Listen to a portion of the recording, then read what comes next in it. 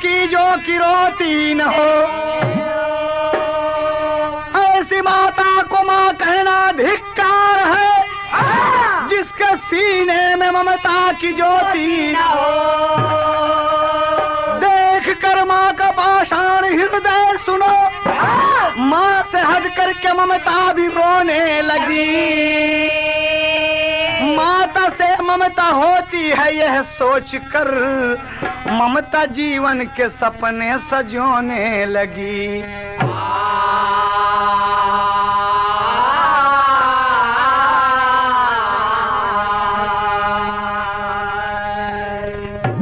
कवि ने 4 लाइन का भाव दिया। सोनोटोन कैसेट कंपनी पेश करते हैं रामनगर कांड। माँ की कुछ उपमा दिया है कि माँ से ममता होती है। आज ममता माँ से हटकर अपना सपना अलग संजो रही है। इस बात को देखें कि माँ किस किस तरीके से होती है। इस गाने में मिलेगी आपको। दूध की थाली भोली भाली, दूध की थाली भोली भाली, बच्चों की है जान। यारो सबसे बड़ी है माँ, यारो सबसे बड़ी है माँ, यारो सबसे बड़ी है माँ, यारो सबसे बड़ी है माँ। माँ के दूध का मोल नहीं है, माँ के दूध का मोल नहीं है, कहता हर इंसान।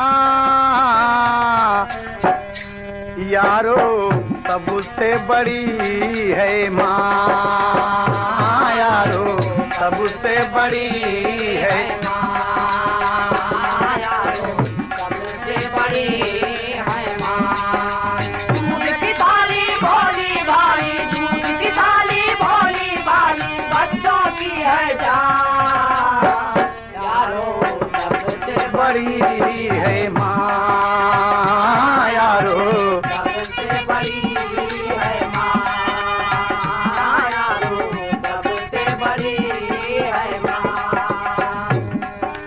शत शत नमन है माँ के पग में, इससे बड़ी न पूजा, यारो इससे बड़ी न पूजा, यारो इससे बड़ी न पूजा। देकर जन्म बिखेरे ममता, माँ के सिवा न दूजा, यारो माँ के सिवा न दूजा, यारो माँ के सिवा न दूजा। सुख दुख की शीतल छाया,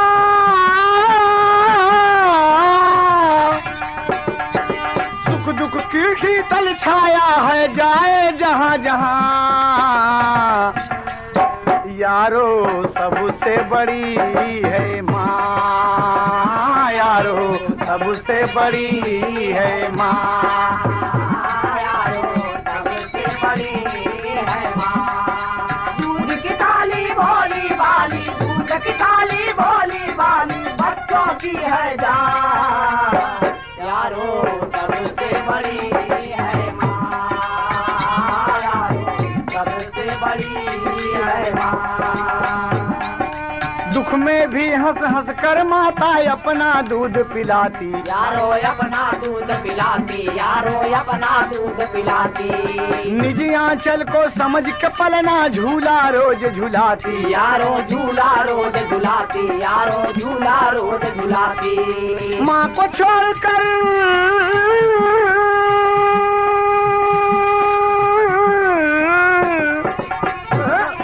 माँ को छोड़कर नन्हा बच्चा जाएगा कहाँ।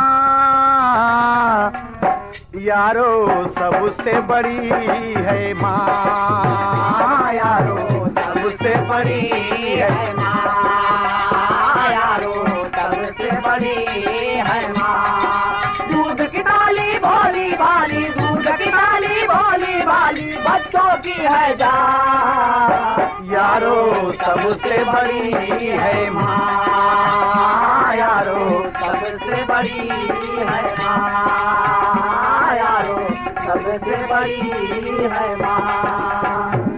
और जी एक कवि ने भाव दिया माँ के लिए कि माँ बच्चे के लिए क्या क्या नहीं करती, सब कुछ करती है दोस्त। माँ वो थाली है, वो ममता है जिसका कोई मोल नहीं है। कहना है, कहानी पर आप ध्यान दें। सोनोटोन कंपनी से विदेशिया में भाव है। जिला नैनी ताल राधे लाल जैसा वाला रहले, रामनगर में हुए सुंदर दुकनिया, गौवा कठौली में राधे की शादी भैली, श्याम देई आई गईली बनी के दुल्हनिया। बीता 2 साल भैले लड़का जोड़ऊ राहो, एक भैले बेटा एक भैली बेटिनिया। मनवा का रसिया बा राधे माना बसिया हो, दिनवा बीतन लागा सुख से परनिया। दिनवा बीतन लागा सुख से परनिया, दिनवा बीतन लागा सुख से परनिया, दिनवा बीतन लागा सुख से परनिया, दिनवा बीतन लागा सुख से परनिया, दिनवा बीतन लागा सुख से परनिया, दिनवा बीतन लागा सुख से परनिया, दिनवा बीतन लागा सुख से परनिया। बाबूजी, शादी हुई कठौली में और श्याम देई दुल्हन बनकर आई और जोड़ोरा संतान पैदा हुए, एक बेटा और एक बेटी। बेटे का नाम सुरेश और बेटी का नाम सीमा। दोनों की उम्र 8-8 साल की हो गई। धीरे धीरे बड़ी खुशी छाई। इसी बीच राधेलाल के पिता स्वर्गवानिया ये सैया, माना तू हमारी बचनिया ये सैया, माना तू हमारी बचनिया, माला माला माना तू हमारी बचनिया ये सैया। दुल्हा से बोली, दुल्हा से बोली दुल्हनिया ये सैया, माना तू हमारी बचनिया ये सैया, माना तू हमारी बचनिया ये सैया। रजनी से काहे, रजनी से काहे, रजनी से काहे, रजनी से काहे तू कैल प्रीतिया, हमसे बतावा पिया धड़के लछतिया, हमसे बतावा पिया धड़के लछतिया, हमसे बतावा पिया धड़के लछतिया। जगमग भइल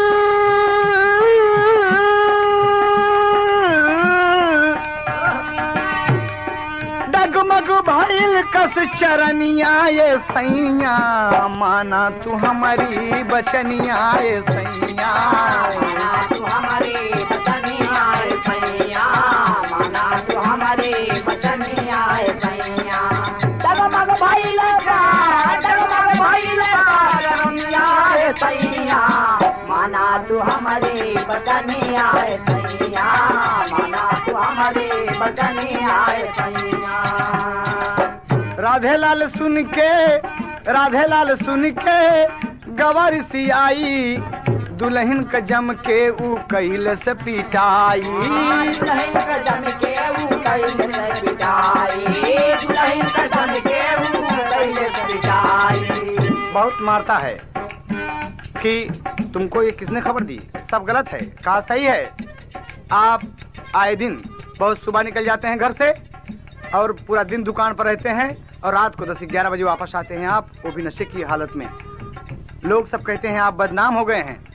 ऐसा ना कीजिए स्वामी, श्यामदेई इतनी लक्ष्मी है, हाथ जोड़कर मना रही है, लेकिन ये पापी पीटना शुरू किया। दुल्हन का जम के ऊ कैल से पिटाई, दुल्हन का जम के ऊ कैल से पिटाई, दुल्हन का जम के ऊ कैल से पिटाई। क्रोधवा मां क्रोधवा क्रोधवा,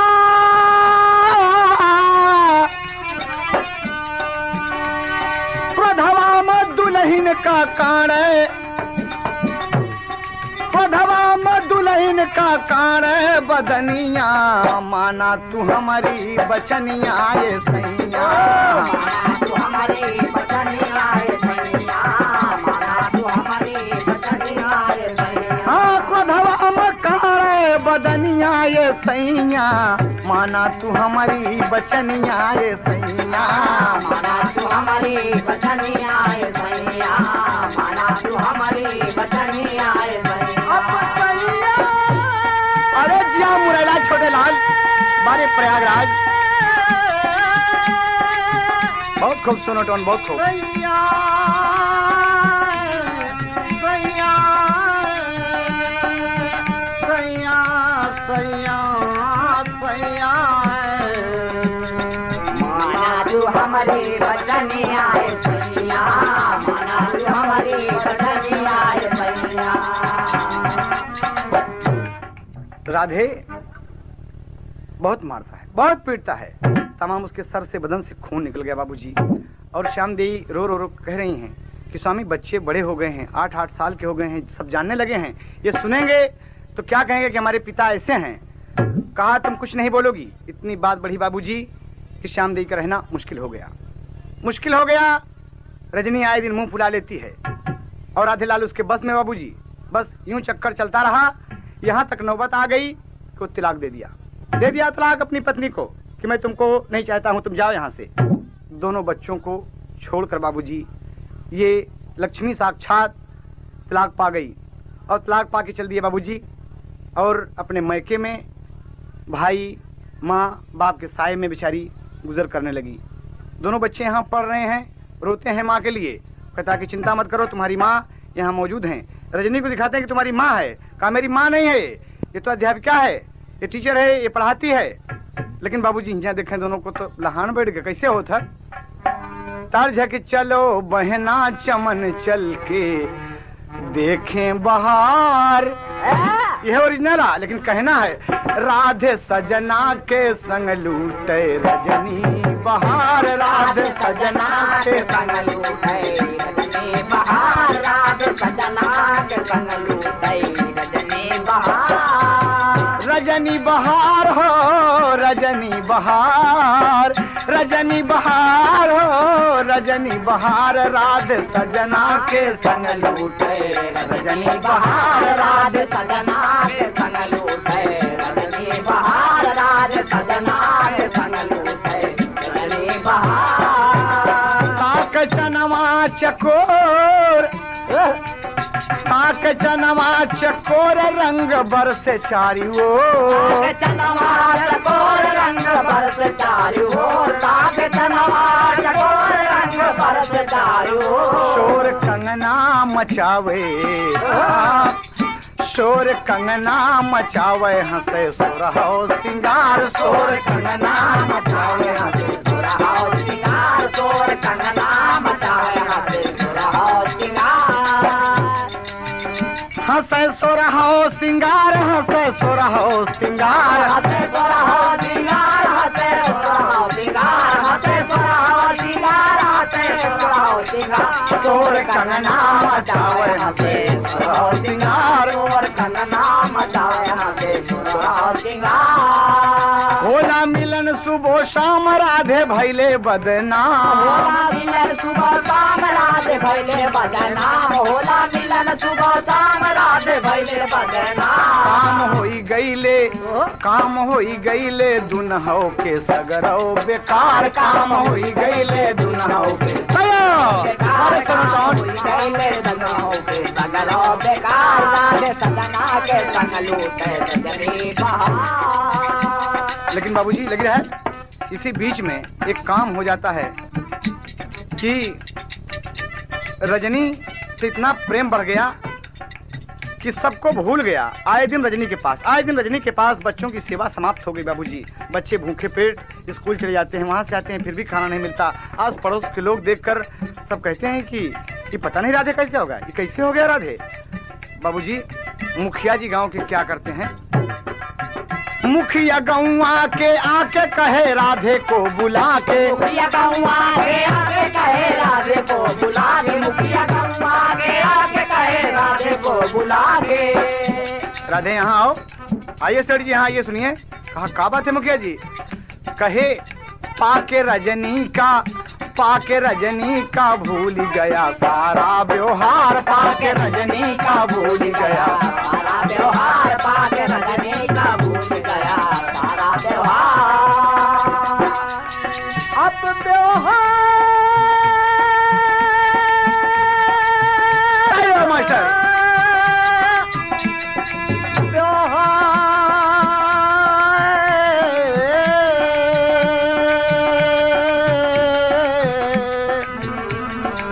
बाके रजनी का भूल गया, व्यवहार बाके रजनी का भूल गया, व्यवहार राधे सजना के संग लूटे रजनी बहार, राधे सजना के संग लूटे रजनी बहार।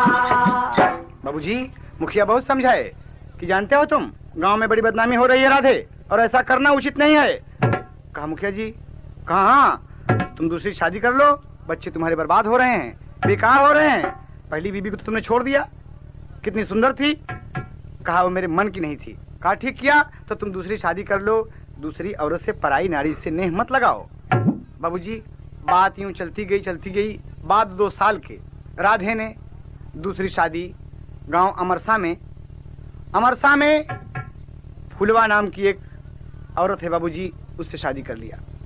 बड़ी खूबसूरत फुलवा दुल्हन बनकर घर आ गई बाबूजी। बड़े प्रेम से रहने लगी, बच्चों का कुछ देखभाल भी करती है। लेकिन धीरे धीरे मन में कुछ बात उत्पन्न होने लगी, पैदा होने लगी। सवतिया डाह शुरू हो गई, परेशान करने लगी। कभी को टेरी के भाव देना पत्ती पर मास्टर। अरे कली से फंस के रोवे भंवरा, हो कली से फंस के रोवे भंवरा। अरे बागबा खुद फूलों को मसल दिया है हंस के, कली से फंस के रोवे भंवरा। खुद फूलों को मसल दिया है हंस के, कली से फंस के रोवे बागबा खुद फूलों को मसल दिया है हंस के, कली से फंस के रोवे भंवरा।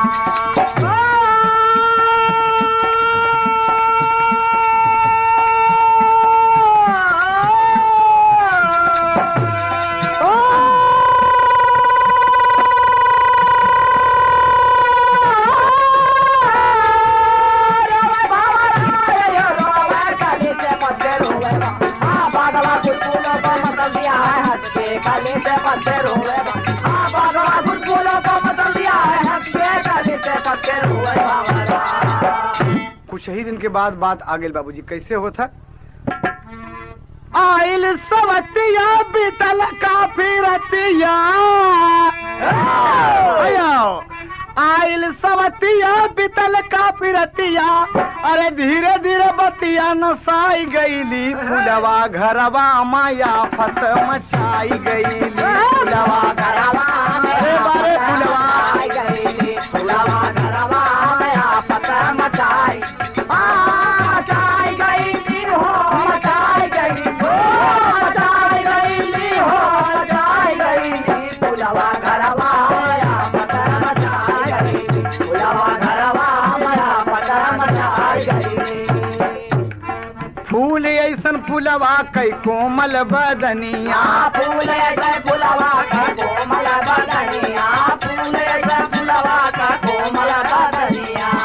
मुखिया जी अगुवाई के फुलवा से जब अमरसा से शादी करा दी बाबूजी। अमरसा गांव से वो फुलवा जब आ गई तो मुखिया जी स्वयं हावी हो गए। देखा धीरे धीरे यहर तो रजनी से उसका इश्क चल रहा है राधे का, और यहर फुलवा गड़बड़ा गई।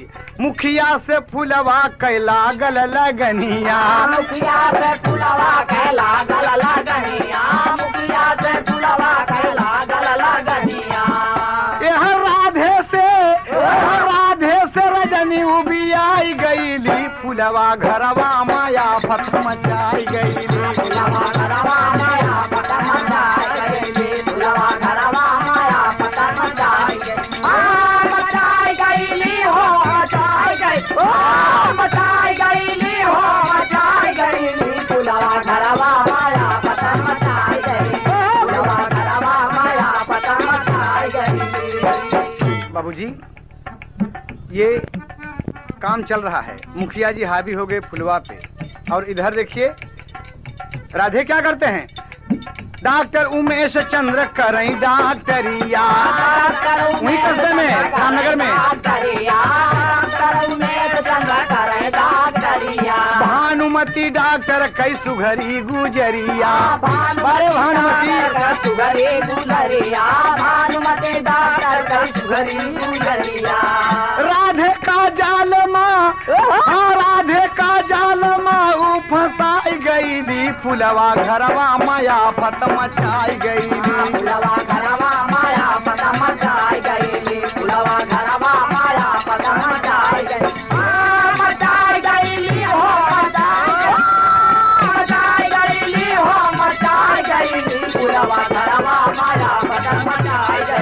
फुलवा घरवा माया पता जाई गईली। राधे का चक्कर यो फुलवा का चक्कर, राधे का चक्कर यार डॉक्टरानी से फंस गए राधे। राधे का चक्कर यो फुलवा का चक्कर, दुनहु का भैले एक दूसरे से टक्कर, दुनहु का भैले एक दूसरे से टक्कर, दुनहु का भैले एक दूसरे से टक्कर। हाय ऐसी कुमतिया समाई गईली, फुलवा घरवा माया फत मचाई गईली। फुलवा घरवा माया फत मचाई गईली, फुलवा घरवा माया फत मचाई गईली। मचाई गईली हो मचाई गई, मचाई गईली हो मचाई गईली, फुलवा घरवा माया फत मचाई गईली, फुलवा घरवा माया फत मचाई गईली। बाबूजी, डॉक्टर उमेश चंद की पत्नी डॉक्टरनी भानुमति से, रजनी को छोड़कर भानुमति से उसका प्यार चल गया, और इधर मुखिया तो फुलवा पर हावी हैं। बाबूजी, आए दिन यही चक्कर चल रहा है। बच्चे सुरेश और सीमा बिना सेवा के हो गए बाबूजी। दोनों भाई बहन प्राइमरी पाठशाला में पढ़ रहे हैं, 8-8 साल के बच्चे हैं बाबूजी, पढ़ रहे हैं, भूखे पेट चले जाते हैं। कभी कभी रोने लगते हैं कि पिताजी कुछ ख्याल ही नहीं करते, दुकान पर पैसा मांग जाते, कह चलो पैसा क्या करोगे, जाओ तुम। दोनों बच्चे मायूस होकर, इतने बड़े बाप के बेटे होकर, बच्चे होकर वापस चले गए बाबूजी। और बहुत तकलीफ ये दूसरी फुलवा माँ बहुत तकलीफ देती है, कभी आधी रोटी कभी एक रोटी, कहती है कि बांट कर खा लो। बच्चे बाबूजी दोनों तड़प रहे हैं, क्या कहते हैं देखें बाबूजी। एक दिन की बात है, तर्ज है, पिता निरमोहिया न जनले दर्दिया, अरे फुलवा तसुलवा चुभावल सरे, दूनौ लरिकन का भूखा सोवल सरे, दूनौ लरिकन का भूखा सोवल सरे, दूनौ लरिकन का भूखा सोवल सरे, दूनौ लरिकन का भूखा। पिता निरमोहिया न जनले दर्द, पिता निरमोहिया जनले दर्दिया, अरे फुलवा तसुलवा चुभावल सरे, दूनौ लरिकन का भूखा सोवल सरे, दूनौ लरिकन का भूखा सोवल सरे, दूनौ लरिकन का भूखा। बाबूजी, भूखिया के मारा रोमई बहिनी बिरनवा। सीमा कहती भैया चलो केवाड़ा खोल के किसी दूसरे के घर रोटी मांगेंगे भैया, खा लेंगे, बहुत भूख लगी है भैया, बहुत खाएंगे, बहुत भूख लगी है। कहा दीदी धीरज रखो दीदी। हाँ भूखिया के मारा रोवई भाई बहिनी बिरनवा, अरे रतिया की मुखिया का भई ललया मनावा, रतिया की मुखिया का भई ललया मनावा, रतिया की मुखिया का भई ललया मनावा। बाबूजी धीरे धीरे भाई तो सो गया, लेकिन सीमा जग रही है, नींद नहीं आती, रे उठ उठ गिलास से पानी पीती है, अपने पेट को भरती है, बहुत भूखी है बिटिया, बहुत भूखी है।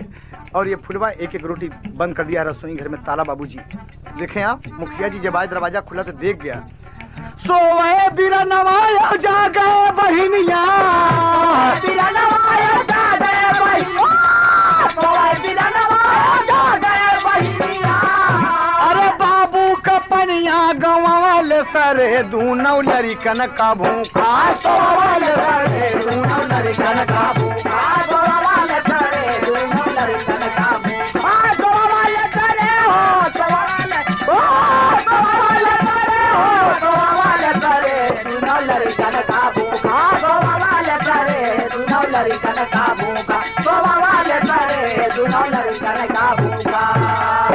वो था बाबूजी। हुस्न का नंगा नाच नाचे नगिनिया, मुखिया का पाके छाती से लगा लिया। बिटिया देख रही है भाई सो रहा है। बाबूजी हुस्न का नंगा नाच नाचे नगिनिया, खड़ी होई के बोल परी सीमा बहिनिया, खड़ी होई के बोल परी सीमा बहिनिया, खड़ी होई के बोल परी सीमा बहिनिया, होई के मतारी शर्मिया न लगली, मतारी शर्मिया न लगली, मतारी शर्मिया न लगली, मुखिया से नहीं आ लगवल सरे, दूनौ लरिकन का भूखा सोवल सरे, दूनौ लरिकन का भूखा सोवल सरे, दूनौ लरिकन का भूखा सोवल सरे, हो सोवल, ओ सोवल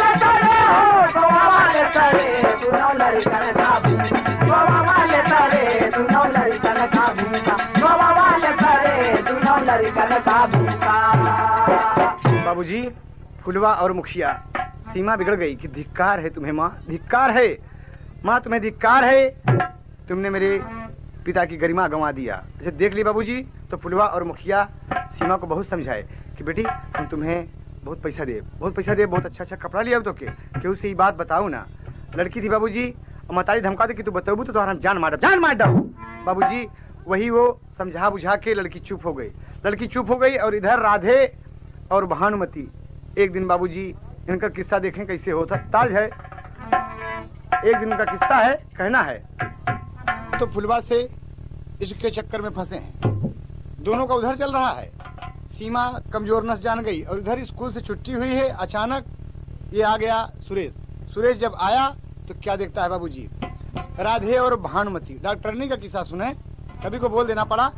कपड़ा वाली दुकनिया उजार हो गई, कपड़ा वाली दुकनिया उजार हो गई, कपड़ा वाली दुकनिया उजार हो गई, कपड़ा वाली दुकनिया। राधे भानुमती लेटे रहल दुकनिया, राधे भानुमती लेटे रहल दुकनिया, राधे भानुमती लेटे रहल दुकनिया। देखल सुरेश तबले पिता कई चलानिया, देखल सुरेश तबले पिता का चलानिया, देखल सुरेश तबले पिता का चलानिया। राधे कहे सब कुछ है बेकार हो गई, कपड़ा वाली दुकनिया उजार हो गई, कपड़ा वाली दुकनिया उजार हो गई, कपड़ा वाली दुकनिया उजार हो गई, कपड़ा वाली दुकनिया।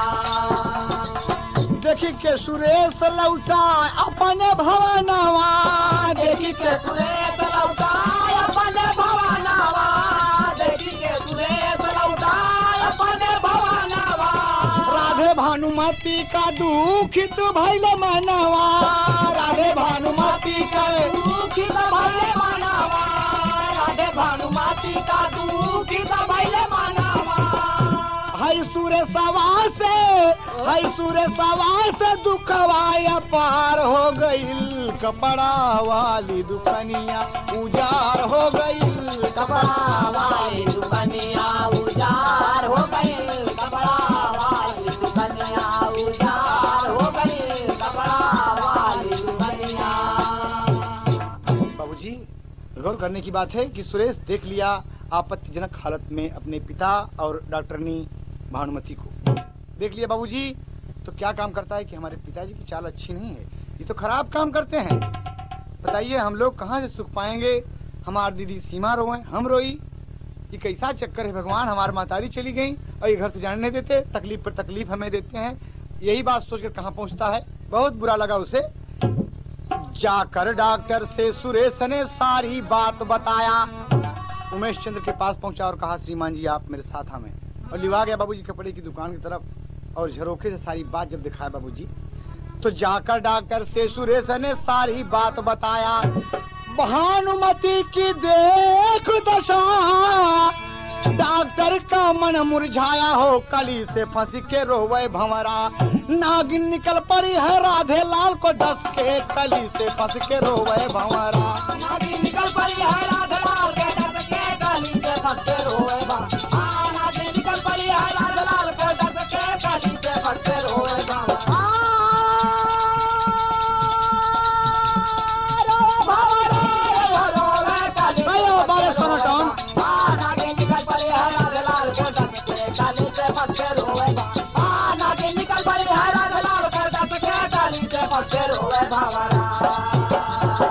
अरे भानुमती भागी भागी भागी, एकदम भागी जा रही है। और बाबूजी डॉक्टर पीछे हैं, डॉक्टर पीछे हैं और ले आए बाबूजी, बहुत मारे, बहुत पीछे एकदम की उल्टा बेबिचारणी। राधेलाल बड़ा शर्मिंदा हुआ कि बाप रे मेरे बेटे ने सब कुछ किया बाबूजी। और देखें राधेलाल आज सुरेश से बहुत नाराज हुआ कि हरामखोर ये कांटा बन गया बाबूजी। भाई बहन दोनों ने, सौतेली माँ को और पिता के, दोनों के करतूत देख लिया बाबूजी, दोनों के कमजोर नस दोनों के हाथ में। राधे को डर है कि कहीं ये भानुमती वाली बात फुलवा से न बता दे, और फुलवा को डर है कि सीमा कहीं मुखिया वाली बात राधे से न बता दे। इसी चक्कर में बाबूजी एक दिन सुरेश आया है और माँ से कहता है कि माँ खाना दो, माँ खाना दो, तो डर गया, नहीं खाना नहीं मिलेगा। और तब तक राधेलाल आगे, बाबूजी क्या बात है, काई खाना मांगा थे बार बार, पता नहीं कितना खाना खाता है ये। कहा ए सुरेश हट यहाँ से, हट चल बाहर चल। अरे बाप रे, अपने औलाद को, अपने खून को ठुकरा दिया बाबूजी। तो इतने में रो रो के फुलवा का गत्ता लगा था बाबूजी। एक पत्ती वाला मास्टर सही हो। फुलवा बोली राधे के समनवा हो, फुलवा बोली राधे के समनवा हो, ललनवा तोहार बड़ा रगरी। फुलवा बोली राधे के समनवा हो, ललनवा तोहार बड़ा रगरी। फुलवा बोली राधे के समनवा हो, ललनवा तोहार बड़ा रगरी। झूठा कलंक लावे हमारा के तनवा, झूठा कलंक लावे हमारा के तनवा। बिटिया तोहार हमका मारेली मेहनावा, बिटिया तोहार हमके मारली मेहनावा। बिटिया तोहार हमके मारली मेहनावा। दूलम भैले सासुर का रहनवा हो। रो रो बता रही है कि तोहार सुरेश ई मन चढ़ा बा, और तोहार बिटिया ई निकुर चढ़ी मारे बे सब नाश कर दिए बा, हमके ताना मार था। हाँ हाँ दूलम होइगा सासुर का रहनवा हो, ललनवा तोहार बड़ा रगरी। दूलम होइगा सासुर का रहनवा हो, ललनवा तोहार बड़ा रगरी। दूलम होइगा सासुर का रहनवा हो, ललनवा तोहार बड़ा रगरी। अब रगरी। अरे मास्टर बहुत अच्छे, बारे प्रयागराज सुनो कौन रगरी रगरी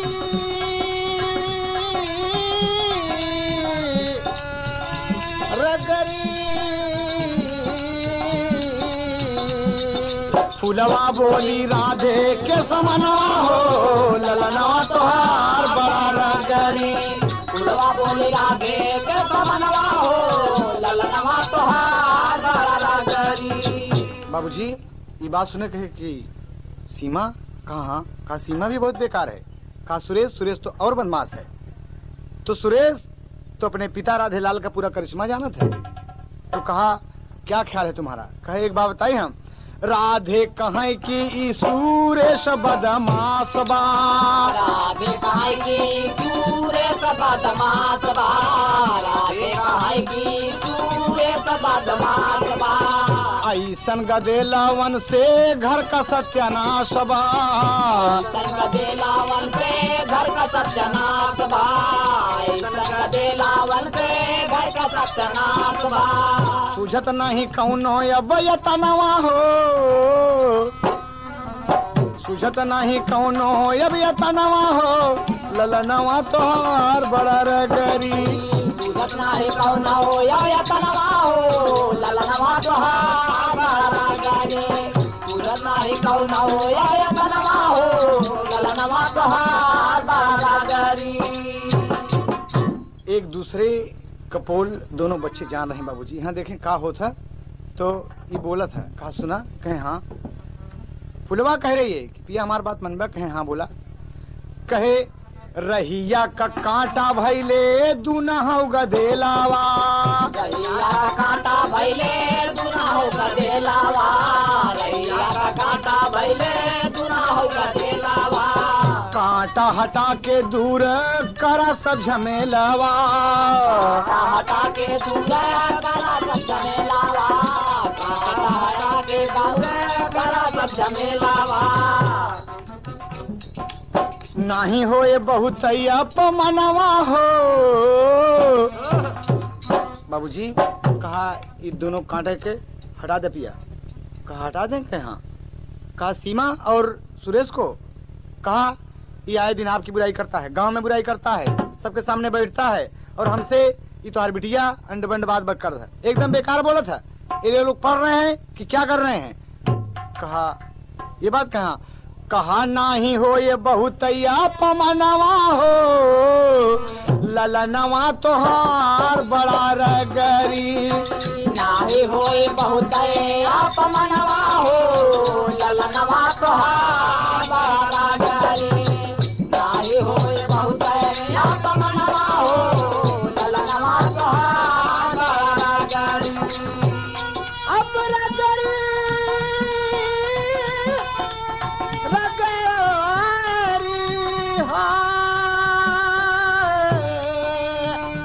रगरी सही है मास्टर।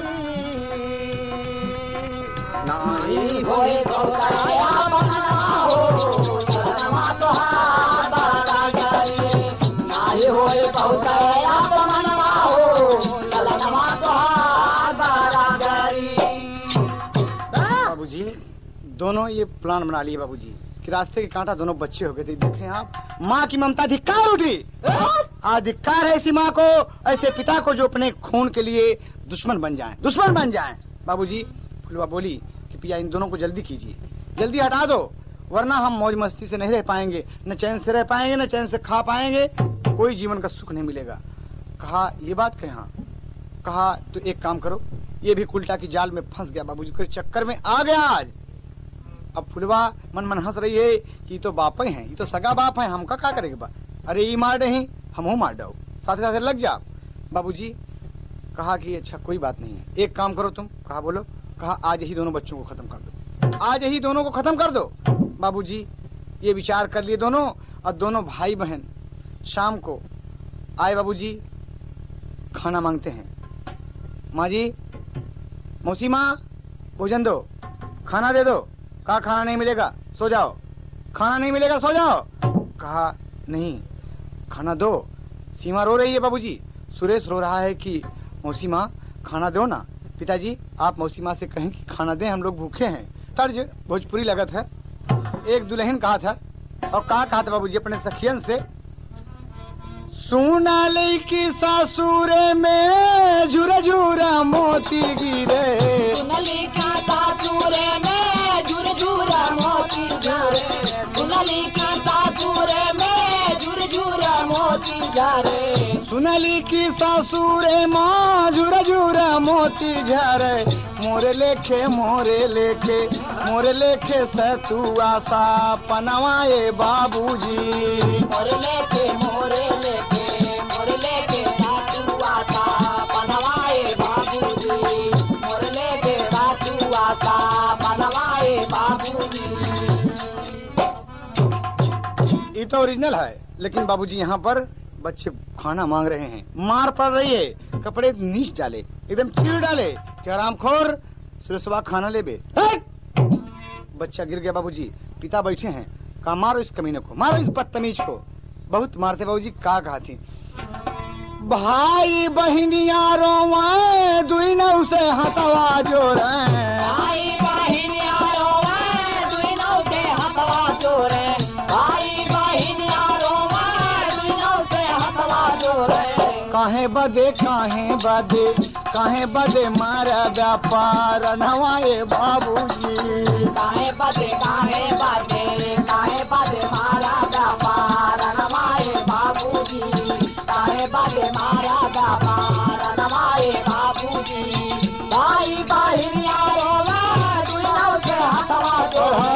भाई बहनिया रोवाए दुई नौ से हंसवा जोरे। काहे बदे मारा व्यापार नवाए बाबूजी। काहे बदे मारा व्यापार नवाए बाबूजी।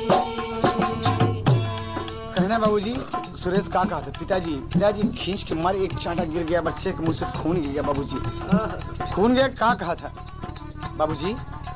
बाबू केहू से बताऊ बहना तोहरी चलानिया। केहू से बताऊ बहना तोहरी चलानिया। केहू से बताऊ बहना तोहरी कलानिया हो बाबू हमके मारा लेकिन छोड़ दे बहिनिया हो बाबू हमके मारा लेकिन छोड़ा बहिनिया हो बाबू हमके मारा लेकिन छोड़ा बहिनिया हो फुलवा पिसाचिन दौड़ी मारा चटकानावा हो फुलवा पिसाचिन दौड़ी मारा चटकानावा हो फुलवा पिसाचिन दौड़ी मारा चटकानावा हो काल का बिटिहनी आई हो काल का बिटिहनी हारे हमारा के काल का बिटिहनी मारे तनवाए बाबूजी काल का बिटिहनी मारे तनवाए बाबूजी काल का बिटिहनी मारे तनवाए बाबूजी फुलवा की साचिन दौड़ी मारे चटकानावा हो फुलवा की साचिन दौड़ी मारे चटकानावा हो काल का बिटिहनी मारे तनवाए बाबूजी काल का बिटिहनी मारे तनवाए बाबूजी दुनहोगा दे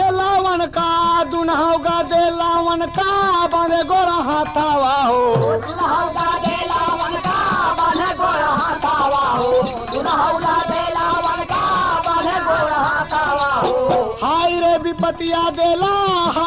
विपतिया केहू देत नहीं साथावा हो हाय रे विपतिया केहू देता नहीं साथावा हो हाय रे विपतिया केहू देता नहीं साथावा हो बाबूजी इतनी मार पड़ रही है कि बांधे हैं हाथ गोड़ बांध के मारना शुरू कर दिए। कहना है कभी कभार बच्चे रो रहे हैं कि बाबूजी माँ जी बाबू न मारे बाबू माँ जी हम तुम्हार बात केहू से न बताऊ माँ जी बाबूजी हमके न मारे बाबूजी हमके जान से मार डाल लेकिन हमारी दीदी सीमा को छोड़ दें बाबूजी लेकिन ना है बाबूजी लतवा से मारे लगले सरिया का पारे पारे लतवा से मारे लगले सरिया का पारे पारे लतवा से मारे लगले सरिया का पारे पारे गिरी गईले दूना हो चार नवाए बाबूजी गिर गईले दूना हौचार नवाए बाबूजी गिर गईले दूना हौचार नवाए बाबूजी लतवा से मारे लगले सरिया का पारे पारे लतवा से मारे लगले सरिया का पारे पारे गिर गईले दूना हौचार नवाए बाबूजी गिर गईले दूना हौचार नवाए बाबूजी बाबूजी सुरेश कहता है बाबूजी ना मारे बाबूजी दीदी को ना मारे हमके काट डाले बाबूजी ना दे खाना बड़ी जोर से बाबूजी सरिया मारे जब सर में सर फट गया बाबूजी खून बने चिल्लाता है कि माँ लेकिन कोई बचाने वाला घर में नहीं है कोई बचाने वाला नहीं बाबूजी। और देखें भूखे पेट तड़पाए दुनो भाई बहिनिया भूखे पेट तड़पाए दुनो भाई बहिनिया हो भूखे पेट तड़पाए दुनो भाई बहिनिया हो बहाय लागल खून भीजी गईली धरानिया बहाय लागल खून भीजी गईली धरानिया हो बहाय लागल खून भीजी गईली धरानिया हो हाय रे समैया भैले बपई मुदैया दैया हाय रे समैया भैले मुदैया दैया हाय रे समैया भैले बपई मुदैया दैया मुनि गईले दूना हौना नवाए बाबूजी मुनि गईले दूना हौना नवाए बाबूजी मुनि गईले दूना हौना नवाए बाबूजी हाय रे समैया भैले बपई मुदैया दैया हाय रे समैया भैले बपई मुदैया दैया मुनि गईले दूना हौना नवाए बाबूजी मुनि गईले दूना हौना नवाए बाबूजी बाबूजी पांव रख दिए और दोनों बच्चों के ऊपर जुटे हुए हैं दोनों मार रहे हैं बाबूजी बच्चे तड़प तड़प कर चिल्लाते हैं बचाओ बचाओ लेकिन कोई चारा नहीं चला बाबूजी कोई सुनने वाला नहीं है मुंह से खून निकल गया दोनों भाई बहन के बाबूजी और आखिरी सांस समेट के अपने घर में अपने बाप के साये में अपने बाप की गोद में बाबूजी बाप के रहते हुए बच्चे दम तोड़ दिए दोनों बच्चे मारे गए बाबूजी। देखिए कहना है यहाँ पर उड़ान में कभी को भाव देना पड़ा रही रात की बेला बाबू सोए सारा गांव। अरे सही हो गया फुलवा राधे का सारा दांव हो, कली से फंस के रोवे भंवरा। अरे रख के पांव दबाए गर्दन दोनों कस के, कली से फंस के रोवे भंवरा। रख के पांव दबाए गर्दन दोनों कस के, कली से फंस के रोवे भंवरा। रख के पांव दबाए गर्दन दोनों कस के, कली से फंस के रोवे भंवरा।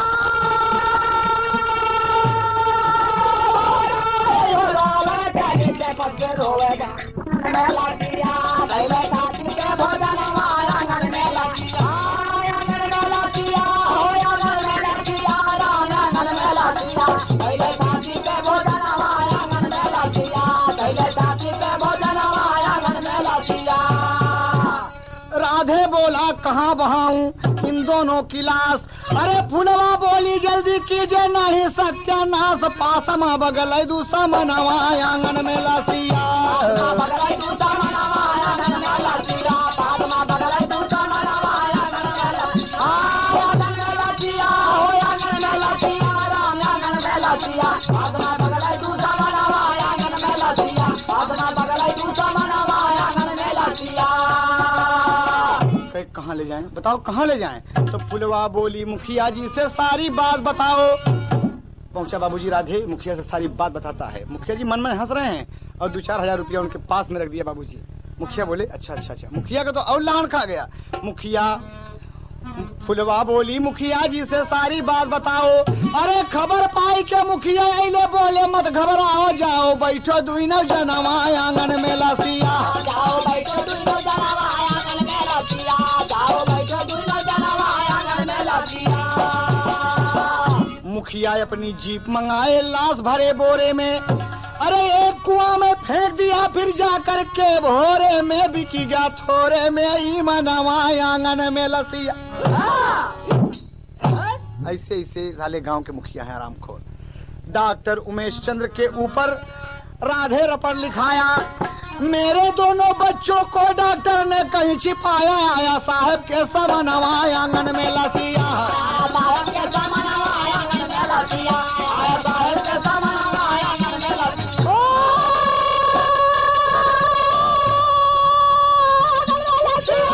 आंगन में लसिया, आया साहब के समनवा आंगन में लसिया, आया साहब के समनवा आंगन में लसिया। ले जाके बाबूजी मुंह में कपड़ा भर के बोरे में भर के एक कुआं में फेंक दिया बाबूजी। और राधेलाल डॉक्टर उमेश चंद के ऊपर रिपोर्ट लिखा दिया कि हमारे बच्चों को ये कहीं छिपा रखे हैं या मार डाले बाबूजी। एक दिन के बाद जब रिपोर्ट हो गई बाबूजी तो इधर बच्चों का पता नहीं है। राधे कहता है हमारे बच्चे गायब हैं, हमारे बच्चे गायब हैं, हमारे बच्चे गायब हैं। दूसरे दिन बाबूजी कुछ बच्चे स्कूल जा रहे हैं, उस रास्ते से बच्चे शरारती होते हैं, कुएं के पास पहुंच गए और देखे जब तो उसमें बोरा, तो आकर गाँव बताया कि उसमें बोरा पड़ा हुआ है, बोरा पड़ा हुआ। बाबूजी जब गांव वाले आए निकाले बाबूजी दोनों बच्चे थे वहां पर, दोनों बच्चे आपस में लिपटे थे भाई बहन। ये बात जब थाने में पहुंची तो राधे पकड़े गए बाबूजी, फुलवा को बुलवाए गए, फुलवा बुलवाई गई। और जब आए दोनों, अरे गांव वाले बोले साहेब राधे का गजलवा दुईना, गांव वाले बोले साहेब राधे का गजलवा दुईना, गांव वाले बोले साहेब राधे का गजलवा दुईना, दुईना परानी दिहले थतिया गवा, माई सब तेली बाबू दुनहुन का मारी दिहले, माई सब तेली बाबू दुनहुन का मारी दिहले, माई सब तेली बाबू दुनहुन का मारी दिहले। आज ई पपनिया रहाई हसुआ बहा, बोले दरोगा बाबू लड़कन का मतारी कहवा, बोले दरोगा बाबू लड़कन का मतारी कहवा, बोले दरोगा बाबू लड़कन का मतारी कहवा। गाँव वाले दिहले कठौली भेजवा, शाम दे आई गईली, शाम दे आई गईली थनवा मलसिया देखा, शाम दे आई गईली थनवा मलसिया देखा, शाम दे आई गईली थनवा मलसिया देखा। गिर गई बेचारी अपन अजुआ बहा, हाय हाय कई के रोवेला, हाय हाय कई के रोवेला महतरिया, राधे से कहा गईली छतिया जुड़ा, राधे से कहा गईली छतिया जुड़ा, राधे से कहा गईली सतिया जुड़ा राधे सताई गली सतिया जुड़ा राधे सताई गली सतिया जुड़ा राधे सताई गली सतिया जुड़ा राधे सताई गली सतिया जुड़ा। बाबूजी श्यामदेव ने अपने बच्चों को छाती से लगाई, सर मेरे बच्चे हैं, साहब मेरे बच्चे हैं, ये मेरे बच्चे हैं, सीमा सुरेश मेरे हैं। बच्चों को नहीं छोड़ती। दुर्गा जी समझाते हैं और फुलवा को देखते हैं। बाबूजी सुरेश फुलवा को देखते हैं और राधे को देखते हैं, यहाँ आओ। जितने भी इस हत्याकांड के, इस रामनगर हत्याकांड के अभियुक्त थे, भानुमति, रजनी, मुखिया, तमाम लोग इन्वॉल्व हुए, पकड़े गए और मार पड़ी हवालात में बंद हुए बाबूजी, और सबके सब जेल भेज दिए गए, जेल भेज दिए गए। धिक्कार ऐसी माँ को माँ कहना बाबूजी। और श्यामदेवी बाबूजी देखा जब कि लास्ट पोस्टमार्टम के लिए सील होने लगी बाबूजी, बड़ी जोर से चिल्लाई कि सुरेश, और गिरी बाबूजी धरती पर, हार्ट अटैक हो गया। आज श्यामदेवी भी चल बसी। कहना है कवि को अंतिम भाव बाबूजी कि पूरा परिवार सत्यानाश हो गया। अरे जे जे सुने भाई असुआ बहाय दिहले, हाय जे जे सुने भाई असुआ बहाय दिहले, माई बाप अपन गरिमा गवाय दिहले।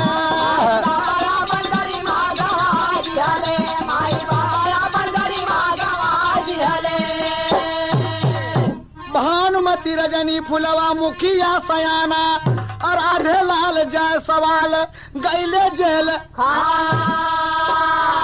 लेकिन बाबूजी सीमा और सुरेश दोनों तो चल ही गए, लेकिन सीमा व सुरेश को मिटाई दिहले, माई बाप अपन गरिमा गवाई दिहले। माई बाप अपन गरिमा गवाई दिहले, माई बाप अपन गरिमा गवाई दिहले। बाबूजी माई की ममता और पिता का दुलार हो, अरे ऐसे माई बाप का, ऐसे माई बाप पाके करीत बार हो। लाख मुहां से अपने सफाई दिहले, माई बाप अपन गरिमा गवाई दिहले। माई बाप अपन गरिमा गवाई दिहले, माई बाप अपन गरिमा गवाई